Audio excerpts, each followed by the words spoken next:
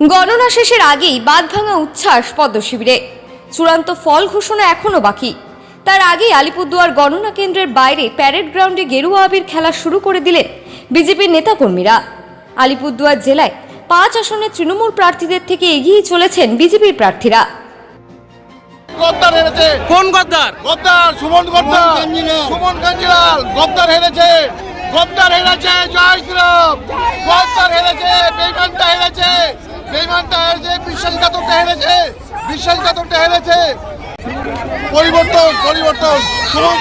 সুমন চোর হেরেছে, সুমন চোর হেরেছে, সুমন গদ্দার হেরেছে। গদ্দার, একটা গদ্দার বিশ্বাসঘাতক, আলিপুরদুয়ারের জনসাধারণকে বিশ্বাসঘাতক, বিশ্বাসঘাতক ও হেরেছে। আলিপুরদুয়ার লোক আপ্লুত। 15 বছরের তৃণমূলের কুশাসন অত্যাচারের প্রতিবাদে সকল বাংলার যে শুধু নাগরিকরা আছেন সবাই মিলে ভারতীয় জনতা পার্টিকে আশীর্বাদ করেছে। এবং আপনারা দেখতেই পাচ্ছেন যে টিভির পর্দায় যত গণনার সময় এগিয়ে যাচ্ছে ততই দেখা যাচ্ছে প্রতিটা প্ল্যাটফর্ম ইভিএমের মধ্যেই বিজেপিরই জয়গান হচ্ছে। মানুষ দুহাত ভরে বিজেপিকে আশীর্বাদ করেছে। আগামী দিনে সুশাসন প্রতিষ্ঠা হবে। আমার নাম বিশ্বজিৎ দত্ত। কি দায়িত্বে আছেন? এই আলিপুরদুয়ার বিধানসভার প্রকল্প।